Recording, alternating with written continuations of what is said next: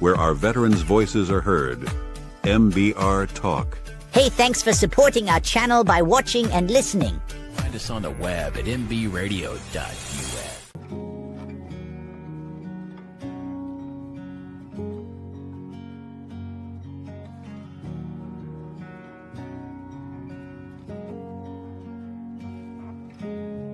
When life shapes us, when love anchors us, when loss changes us, we are not left behind. We are carried forward, held by faith, rooted in purpose, finding our way. This is Carried Forward, a space for stories of resilience, purpose, and forward resolve.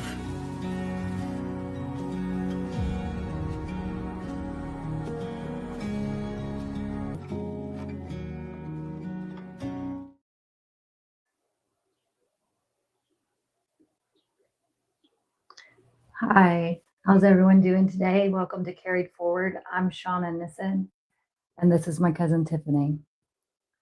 We're here today and we're talking about a conversation that many of us don't talk about.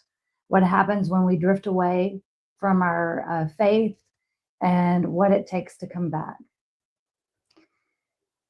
Faith isn't a straightforward line. Sometimes it's steady, sometimes it's quiet, and sometimes we walk away.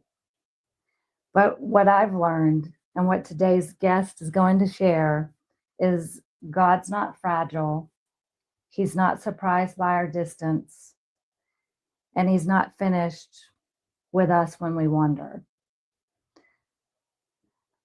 As I mentioned, Tiffany is my cousin. I love her deeply. And we're having an honest conversation today about her journey of walking away from faith and then what it looked like to come back. This isn't about perfection, it's about grace. So let's get started. Tiffany, if you would just tell us a little bit about who you are now and what your life looks like. Okay. So I 46 years old and I live in Georgetown, Texas, with my 17-year-old son. I work in real estate. I'm a commercial real estate appraiser, but I'm also a realtor, so very active in the real estate industry. I work a lot, actually. That's part of being a single mom on your own. I do work a lot, but still find time to make time for my church community, for my friends and my family. I am happily single at this point in my life, and I guess the main focus of my life right now is on my family and growing in my faith at this point in my life. Okay, thank you. Now, what did faith look like growing up in your family? Yeah, so my parents, we always went to church. Every Sunday they would drag me to church.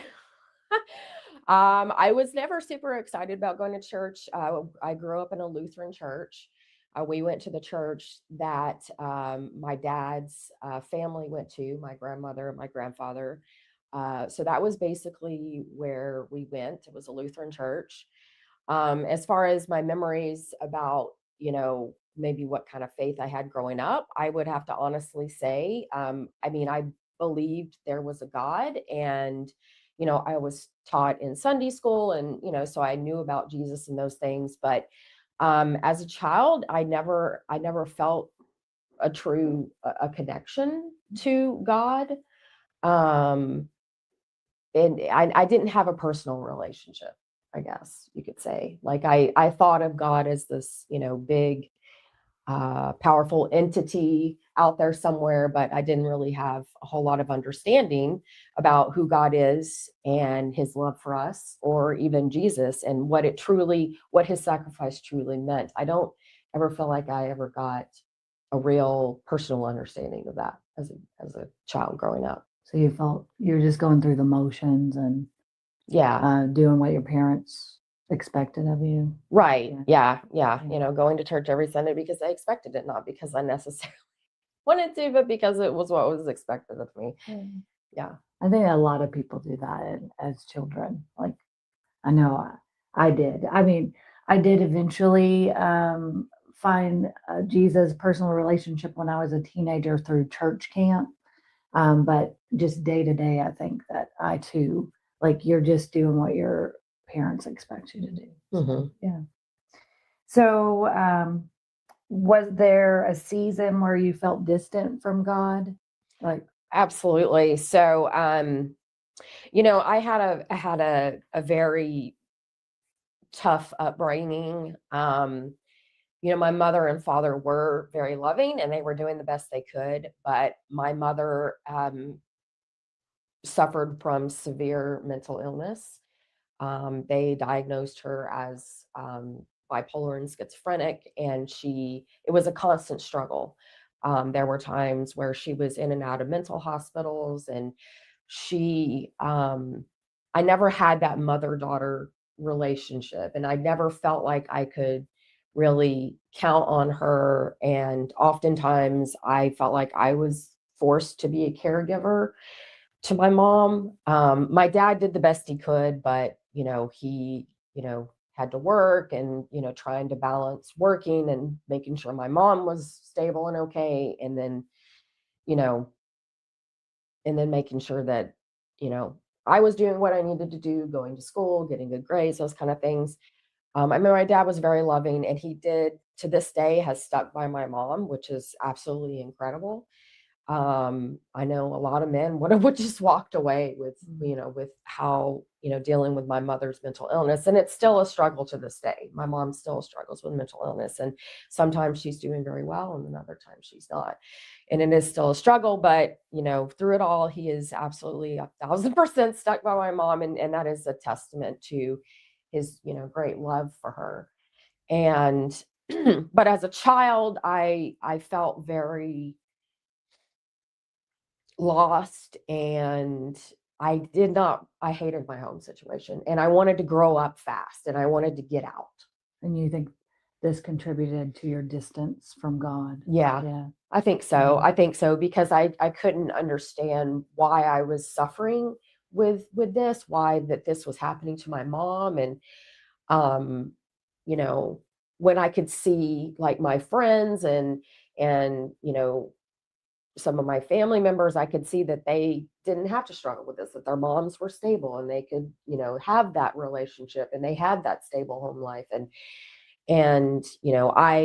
I didn't. And so it caused me as a teenager to rebel and, base and turn away from, obeying my parents. And I was, looking for a way out, and I wanted to grow up way too fast. Right. I wanted some control in my life, I guess. Do you feel that that was defiance against God, or defiance just, did you specifically think, like, if this is what God is giving me, then I'm not going to do what he says? Or did you even have that kind of awareness? I don't know that I had that awareness. I was more rebelling against the world in general and my world in general, and feeling like I needed to take control and find a way out, because I didn't trust that my parents were actually going to take care of me. I was worried about them. We grew up without a lot of money. My dad worked very hard, but he worked at a grocery store. He did go back to college while I was a teenager to get his degree, because he knew that he needed to make more money in order to, truly, take care of my mom and give them a better life. And so eventually he did finish his degree, and he was able to get a better job and make a better living. But unfortunately, I had already taken matters into my own hands. When I was 15 years old, I met a man who was 11 years older than me. And it's hard for me to talk about, but basically he manipulated me and conned me into believing that, he was my knight in shining armor, and he was going to take me away from my horrible home life and give me everything I always wanted. And he also led a lot with religion. He knew the Bible. But he was very legalistic about it. But somehow, because I was looking for someone to step in and be that provider and protector, I just believed him. And he was able to, basically trick my mom, who, is not mentally stable, but he was able to convince her behind my father's back to sign off on us getting married when I was 15 years old. And we eloped in secret. Oh, wow. I don't think I knew that. Yeah. So in those moments, because you're sharing a little bit about like you're turning, kind of feeling distant from God, maybe not even feeling God. And then this man comes into your life and kind of uses maybe what you've learned as a child through going to church and even getting close to your mom, that he uses religion or his perceived relationship with God to kind of manipulate you, and you felt that you could trust him because of that. Do you think that because of his religious? I did. I very much felt like I could trust him. He had very legalistic views about the Bible, very much reminded me, like he said, that the way the world lives now, where girls are not getting married till they're in their 20s and 30s, that's not the way it's supposed to be, that it's okay for me to get married at 15, that I was an adult and I was able to make that decision because that's what the Bible says, right? And that's what people did, is people got married very young. And so he was able to kind of take things from the Bible and kind of twist to fit his narrative, in his purposes. And, I was sucked in. I believed it, but I was also looking for a way out. Right. You're grasping for something to hold on to. I was looking for a way out. And so after we eloped, we did come back and we did, go to my father and tell him what we did. And my dad was grieved by it and upset, but he decided not to do anything about it, because he was afraid that if he stepped in and did anything about it, that he would lose me forever. And so he had to make a hard decision. And I understand it. I mean, there is a big part of me that wishes that he would have stepped in sooner while Eric was, seeing me. But also Eric lied to my father about how old he was. How old was Eric? He was 11 years older than me, so he was 26 when I met him. And he lied to my father and told my father that he was like 22 or 23. And but like I said, my dad was just so afraid that I would run away and he would never see me again, so he didn't intervene. I think that's a story that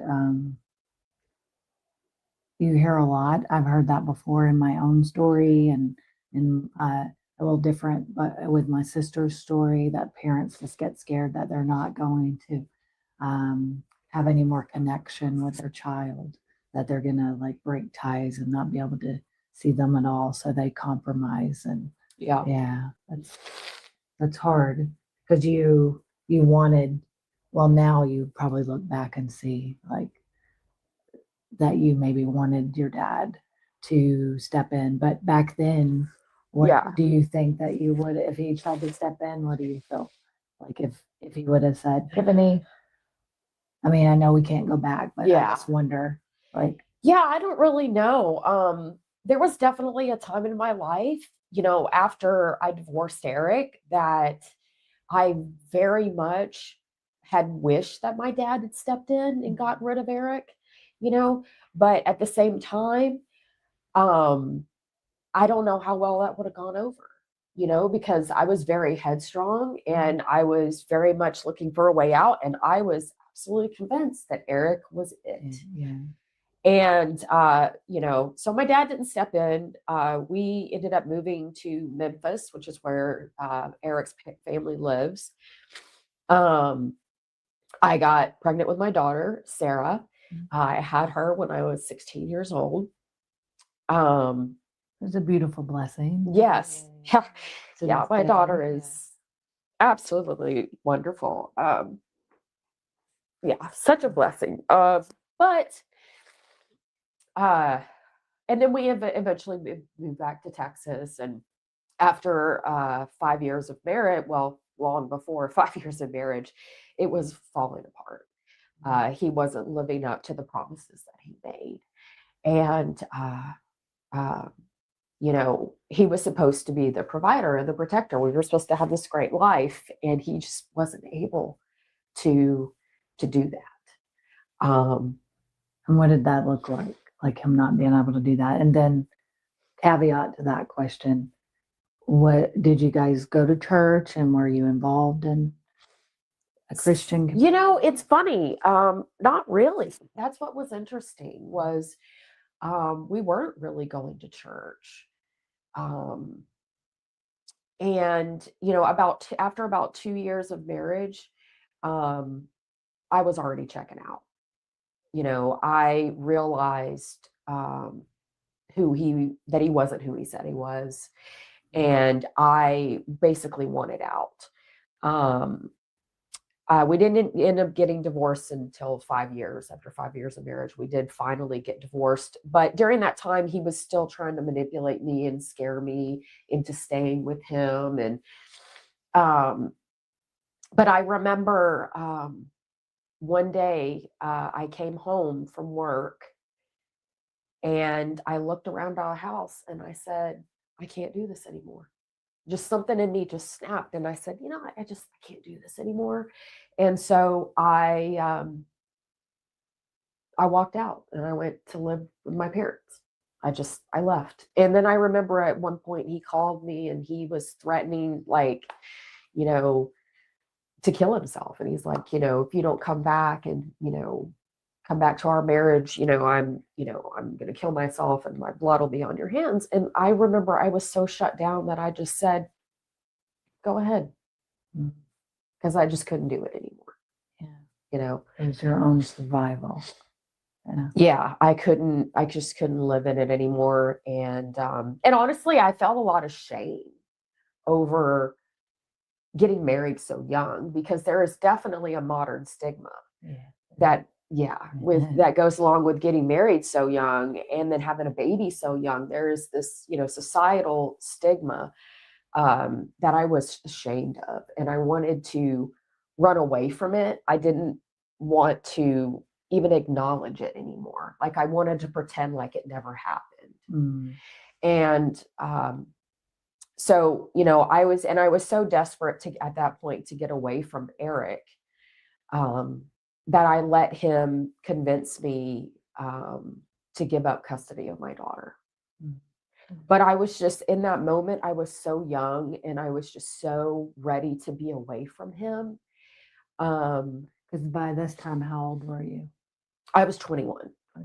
Yeah. So I was 21 years old. I was young. I was ready to go out and be young, because I got married so young. I didn't get to have an actual teenage life. I didn't get to have, the typical young person experience of going to college and, and having those experiences and dating and doing those things. And that would have been okay if the relationship would have been fulfilling, and honored what he had given you. Right. Yeah. Because I got married young and didn't do all that, but the relationship was more valuable to me than all that experience. Right. Yeah. So yeah, I can see that. Like the relationship didn't live up to what your expectations were, and were maybe even worse. So then at 21, you were feeling like I really missed out, and still maybe now, were you thinking about God? Did you have I was very against God at that point because of the way that Eric had used religion to manipulate me. I completely turned my back on God. was done with God at that point in my life. Yeah. I wanted no part to do with religion of any kind. And yeah, and I left my marriage. I left my daughter, and I went on to, pursue my own independence in my own life. And looking back, I regret leaving my daughter, and to be honest, I didn't really raise my daughter. But part of that, I left for a while because I needed to find myself. Like, I felt like I needed to find myself, and I needed to get away from my abuser, because at that point I viewed Eric as my abuser. Right. And I just wanted nothing to do with it. I did miss my daughter, and I felt a lot of guilt about leaving her. And when I did, finally get to the point where I wanted to be in my daughter's life and I wanted to be a part of raising her, he did everything he could to keep me away from her. And so basically, she pretty much grew up without me. And that was another reason I turned against God, was because he was still using religion to punish me. He was weaponizing it. Yeah, for sure. He was absolutely weaponizing it. He was, turning my daughter against me to where she didn't trust me. He also, when I would, have her and spend time with her, he would follow me. He would stalk me. He would watch my house when I had her. And so he basically did everything he could to just, disrupt that relationship. Yeah, to disrupt that relationship. Yeah. And so I actually, in my 20s and even in my 30s, I at one point considered myself an atheist. Yeah, I didn't believe in God. I actually remember even saying that that religion was invented, the Bible, all of it was just invented as a way to control people. It was a way to keep people in line, right? And I was, that's what I was trying to convince myself of, right? Was that. So yeah, for a long time, I did not feel God's presence at all. Yeah. But did you still have anger with God? Because that's what I always find interesting.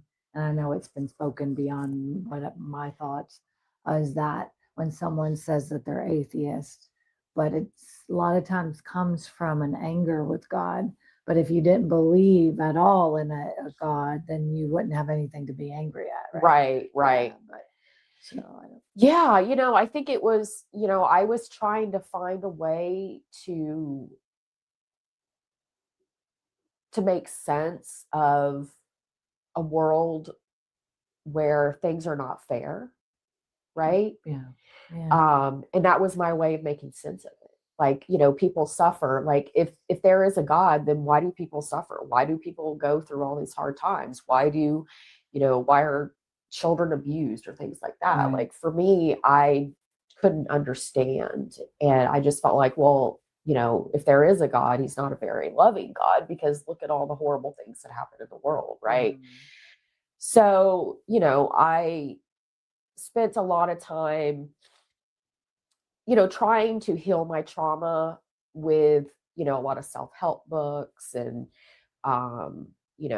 things like yoga and meditation. And, so I was definitely searching for peace. I was searching for healing. I was searching for peace. And then I started to get to the point where I felt like that there was a power in the universe, but I didn't necessarily believe that it in religion. Like, I felt like, yes, I do believe there is a higher power somewhere, right? And so I did begin to be open to open to God, but still having a lot of mistrust for Christianity and religion. Okay.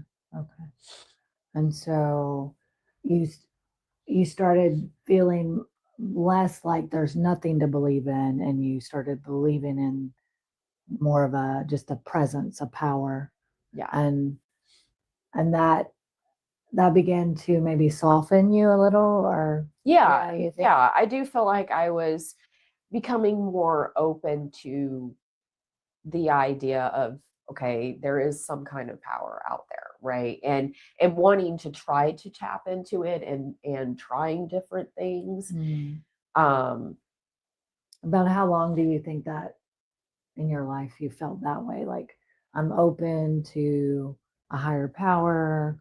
Um, um, I'm not really sure. I would say probably, maybe once I turned 30, when in my mid 30s, that's probably when that started to happen for me. And, during this time, so my parents quit going to the Lutheran church,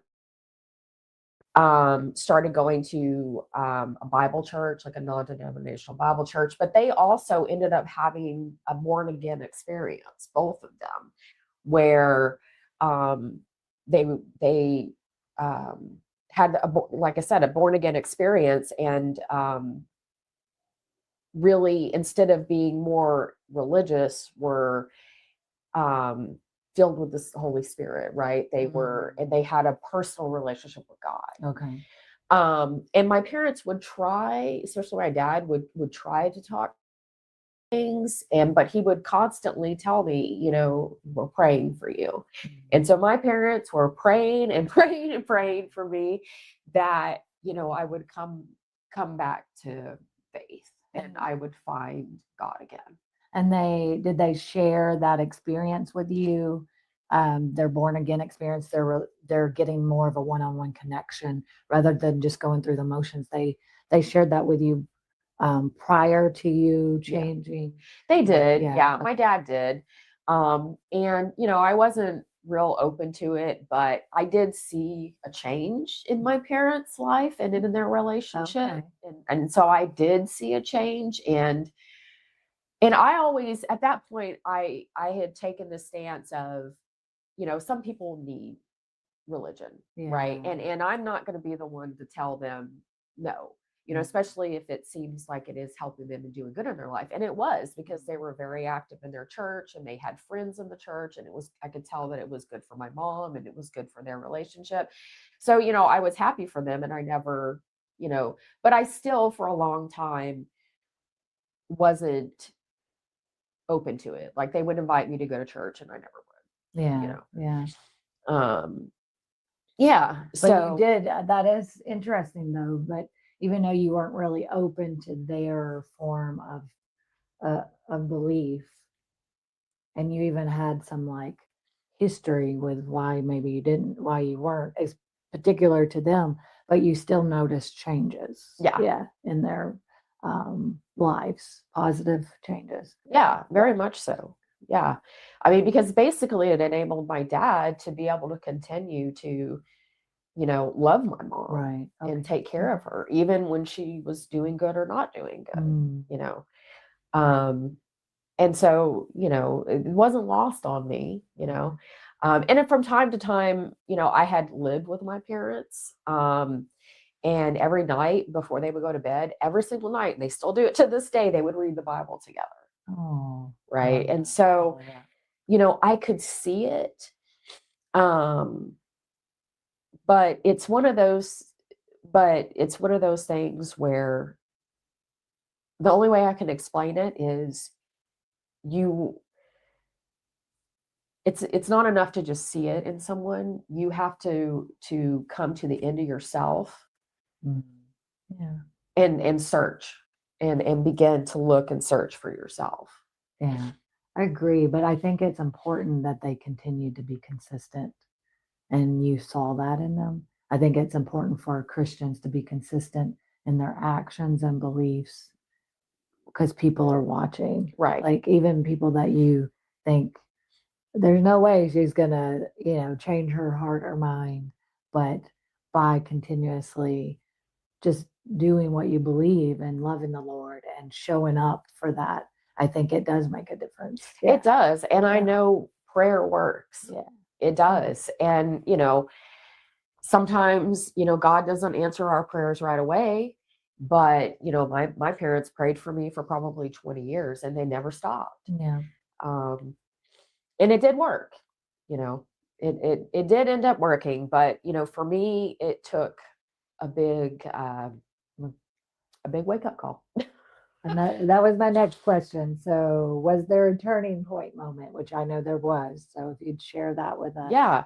That changed, because you went from almost like being angry with God to like, I don't believe in anything, to, okay, I feeling like I do feel that there is a higher power, but still probably having some residual anger but you're wanting to understand more.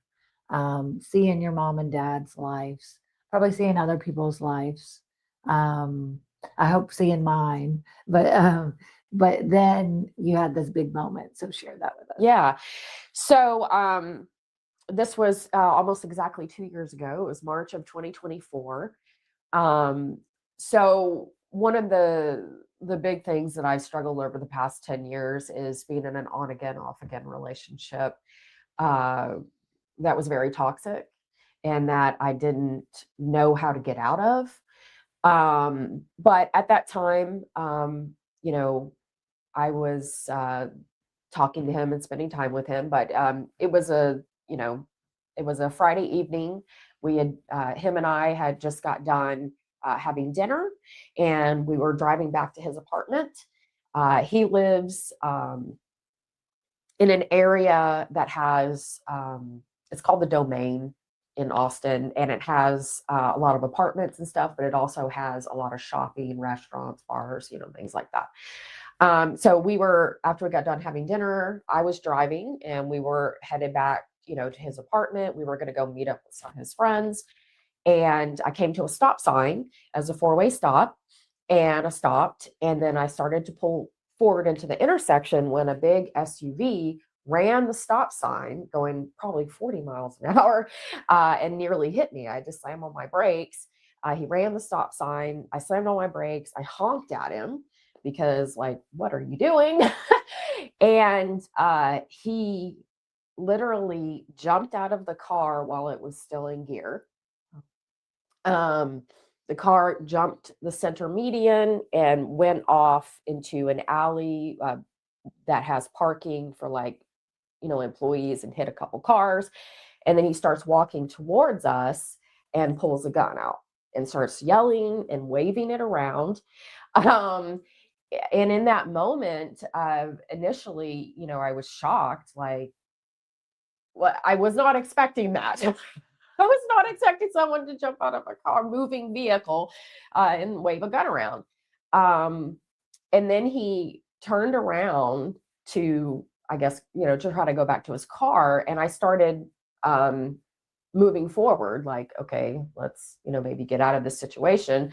And I guess that made him angry. Like, he thought I was, I don't know, trying to hit him or something. So he turned back around and started coming back towards us. And in that moment, I then became angry and just filled with rage. I slammed my car in park and I rolled down my window. I was ready to confront this man. I did not care that he had a gun. I was, in my mind, I remember thinking, how dare you pull a gun on me? Who do you think you are? Right? And in that moment, I know it doesn't make sense, but I was not afraid. I was just filled with anger and rage. Mm-hmm. He came over to the vehicle, put the gun, to my head and was screaming at me. I was screaming back at him. Literally the gun was to my temple. I was screaming back at him. He then grabbed me by the hair and started hitting my head against the side of my vehicle. And then he let go of me and put his face like directly in the window. And I started cocking back my fist because I was just going to punch this guy. When finally the man that I was with grabbed me and said, "Tiffany, stop, stop, stop. He has a gun. Stop." Right. And so I stopped, and the man, yelled some horrible things at me, and then ran off, got in his car and drove away, going the wrong way down the street. Yeah,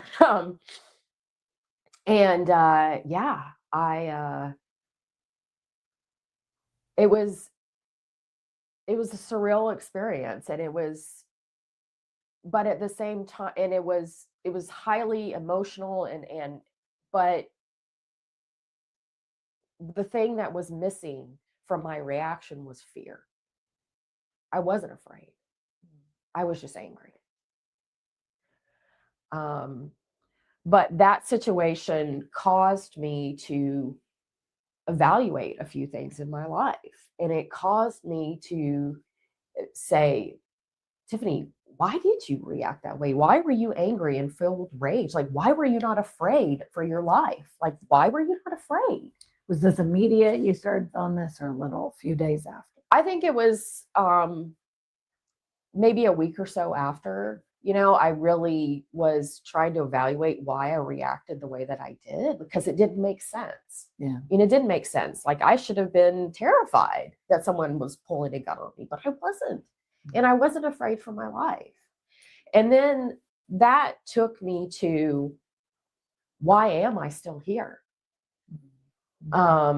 Especially later on, we did call the police after that happened. And there were some people who had, of course, because everyone has a cell phone, had recorded what happened. They had a license plate.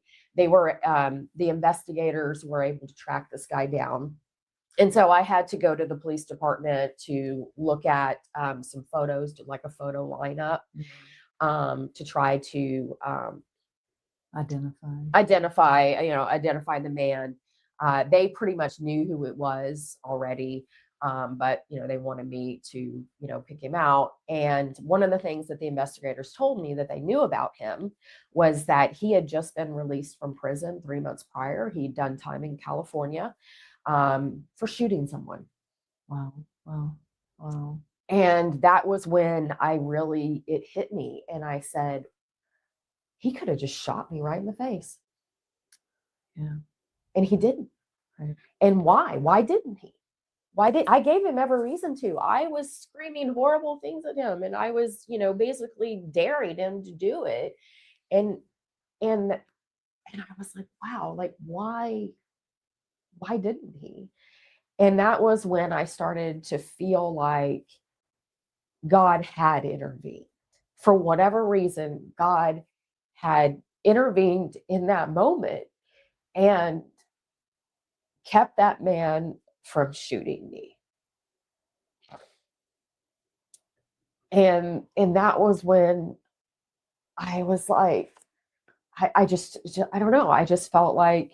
Did you feel loved, seen by God in that moment, or a different emotion? I'm just wondering. Yeah, I don't know. I didn't really feel that at the time, but I did feel like God had spared me. Okay. And that I needed to start trying to find God. Okay. Yeah. So it allowed you also to go from, I believe that there's a power, spiritual, to like, I believe God saved me. Right. Okay. Yeah. I just had this overwhelming feeling that it wasn't just dumb luck, Right. that God had intervened. So, my parents, my dad in particular, had been mentioning to me a show called The Chosen, and I know a lot of people know this show. It's become very, very popular, and so I thought, okay, well, I'll start with that. I'll start with The Chosen, because The Chosen is about Jesus, and so I said, okay, well, maybe I'll start there. The Bible felt intimidating, or? Yeah, I had a Bible because my parents had given me one, but I didn't know where to begin, and it did feel intimidating.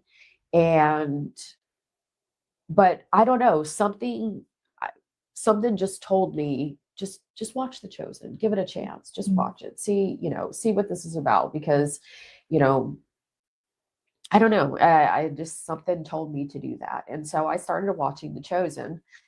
And while I was watching The Chosen, I remember thinking, if this is who Jesus is, I want to know him. They do a And good job of depicting Jesus' character yeah, there.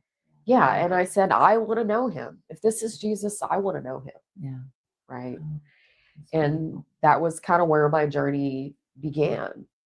And then from there, You said that was about 2 years ago? yeah, about 2 years ago, yeah, is when that started. And so from there, I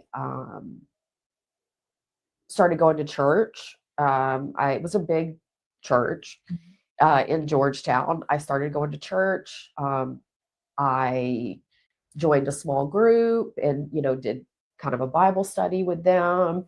I found the Bible app and started, doing little Bible studies on the Bible app. And then from there, I mean, my hunger to know God and to know Jesus just continued to grow and to grow and to grow.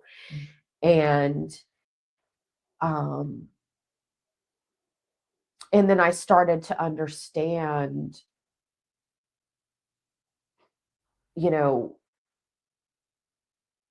what it was, my life prior, where I was living outside of God's design, what that did. I was able to kind of reflect on and see, me trying to control my life and live life on my own terms, well, what did that get me? Right. Right. It got me a lot of heartbreak and frustration and obviously anger and rage. Yeah. Right. And it made me not fear for my life and not value my life. I didn't value my life at that point. So then, with that being said, tell me what your life looks like now, how you feel now that you're having a personal relationship with the Lord. Because I know this, you haven't spoke of it, but she was baptized at her church. And how long ago was that you were baptized? Let's see, when was that baptism? It was last year. Last year. Yeah, it was last year. I was fine. I was able to find a church, and actually you were the one that helped me find my church. I had been searching for the right church. And you had mentioned that there was a church in Cedar Park that was headed up by Torrin Wells, who I didn't know who Torrin Wells was. I think I sent you a podcast, right? Yeah. Yeah. You sent me a podcast that had him, and I thought, yeah, let me check it out, because the church was only 15 minutes away from me. So I went to check it out and immediately felt a connection with the church. And then from there, got involved in the church, serving in the church, got involved in a Bible study with the church, decided that I wanted to be baptized. Like at that point, I became all in with God, and began little by little in my journey. I began surrendering my life, and I began surrendering things, and I began letting go of things, and striving to live in obedience, and small steps of obedience, right? Yes, absolutely. Small steps of obedience. And one of the big ones for me was letting go of that toxic relationship that I was in. That, yes. Yeah. It was, that was a big one for me, was because, when I first started going to church, one of the things that the Lord kept convicting me about, but he kept convicting me about that relationship and saying, Tiffany, you need to step away. Like literally I would be in church and God would be saying to me, you need to step away from that relationship. And so by God's grace, I was, in the Holy Spirit, I was finally able to step away from that relationship. And that allowed me to grow more in my faith, because it is so true that that God will forgive us of our sins, but if we continue to walk down the path of our sinful ways, it does separate us from God. And I was at a point in my life where I didn't want to be separated from God anymore, Mm. you know? Because we still have to deal with the consequences of our actions, even if we're forgiven. Yeah, exactly. And so for me, I decided, no, I'm not going to live outside of God's design anymore, because that didn't make me happy. Yeah. Right. And that didn't give me peace. And I started to have more peace in my life. Okay. Little by little by little, I started to have peace in my life, which I had never felt before, Yeah. and that's when I knew for sure that I was on the right track. Right. And that God is real, and that Jesus is real, and that he does call us to a personal relationship. And it's not about religion. It's not about religion. Religion is the exact opposite of what Jesus was teaching us. He was teaching us that now, because of Jesus' sacrifice, we get to have a personal relationship with our Creator. And that's what I finally felt. Yeah. And it's been a beautiful journey for me to be on the sidelines of, to watch her transformation. And I feel blessed every day to be, to have been part of her story, and to have the honor of watching her change, to watch her find that peace. She's always been a beautiful person inside and out, but to see her find contentment and peace in the Lord, that's only something that the Holy Spirit can do. And it's been my honor to watch that transformation, because you're a different person. Yeah. And and you can feel it when you're in her presence. At least I can, because I knew the Tiffany before and loved her just as much, but I know the Tiffany now, and I'm happy for her. My heart is just full, because I can feel the change in you. Right. It's been beautiful. So we heard a little bit about how your faith is different now. What would you say to someone who feels far away from God today? I think that your story is just in itself is a huge testament, but what would you specifically say, if you had someone listening that was like, hey, that sounds like my story, and I'm not there yet. Like, God, I'm still mad, and like, Yeah.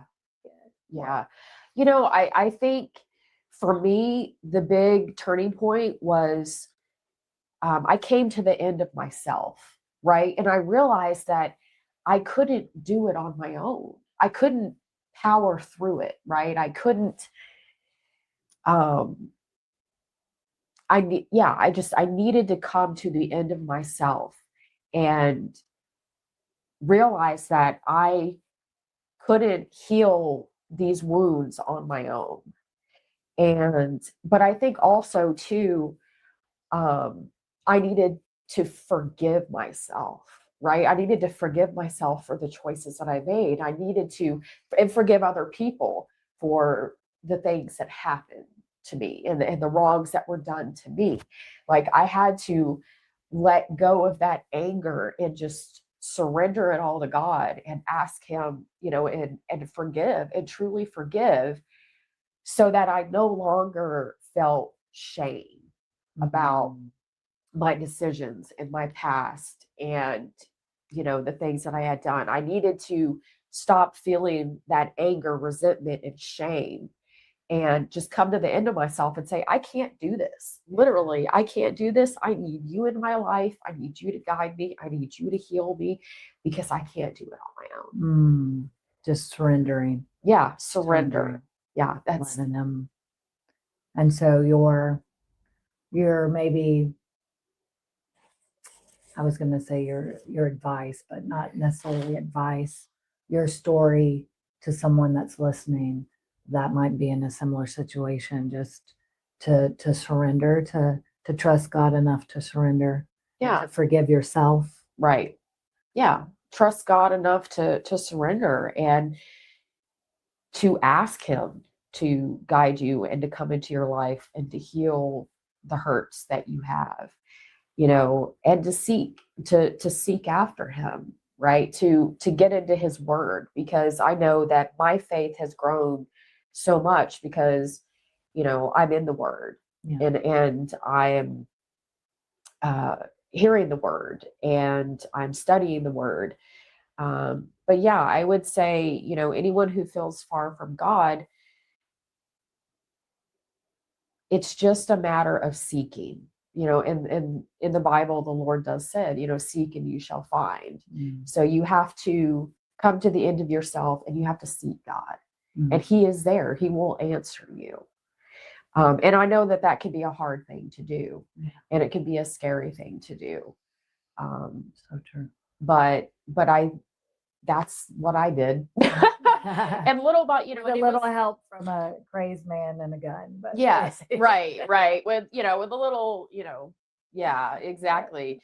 But, I could have reacted a completely different way in that situation. That could have forced me even further, from God, That is true. and could have just stoked my anger but it didn't. Yeah. And so I do feel like sometimes God does call us, right? And I do feel like that was God calling me. And thankfully, I answered. Yeah. Yeah. Thankfully. Thank you so much. Thank you. Oh, I love you. I love you. Thank you for being here. So thank you for listening to Tiffany's story. I think it's such a beautiful transformation. I think that this conversation, what stands out most to me is that God doesn't chase us with shame. He meets us with invitation. And that's what I think He did to you. In the craziest of circumstances, he provides an invitation. If you're listening and you're feeling far from faith or unsure or hesitant to step back into it, I hope this episode reminds you that coming back doesn't require having it all figured out. It just requires honesty and answering that invitation. Thank you for being here. Thank you for listening. And wherever you are in your story, you're not behind. You're being carried forward. Thank you. Have a great day. Listening to Military Broadcast Radio on Roku TV. If you missed today's episode, the